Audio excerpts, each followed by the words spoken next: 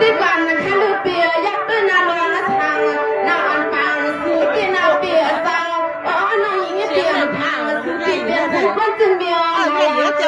เอาสุดดอกไก่เปียเงินเลยล่าใจกับปันมาลูกปีปันมาป้อมตอบได้ถูกดีครับเนี่ยป้อมตอบได้ถูกดีนะป้อมตอบได้นะอันนี้พากันละมาเพื่อทำเลยที่ว่าคนนู้นนี่ลูกเมย์ปีเฮาไรยินห้าที่ว่าคนนู้นนี่ลูกเมย์ปีเฮาไรยินห้าสู้ปีเฮาสุดตั้งปาลังก็ยิงน้องหออามา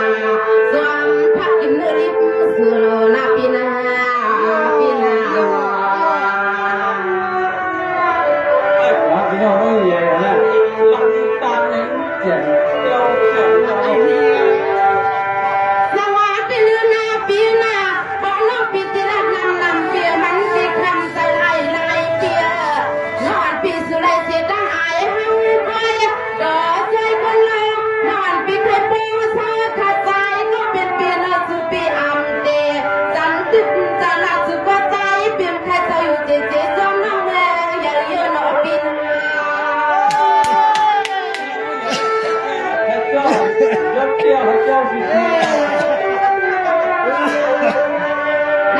ที่ก่อนนะคะลูกเปียยัดทำขลาเปียน้ำเหือดท่อ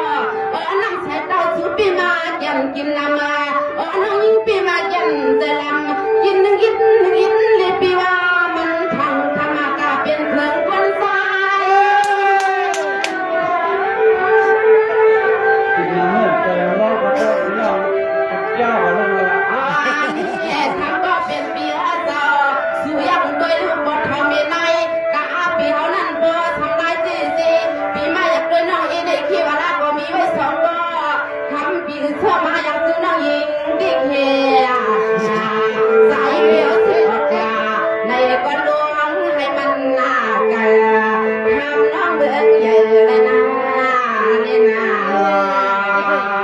ถ้าข้าไม่เกิดถึงแล้วเนี่ยว่าเจ้าน้องเป็นเจ้าอะไรเนี่ย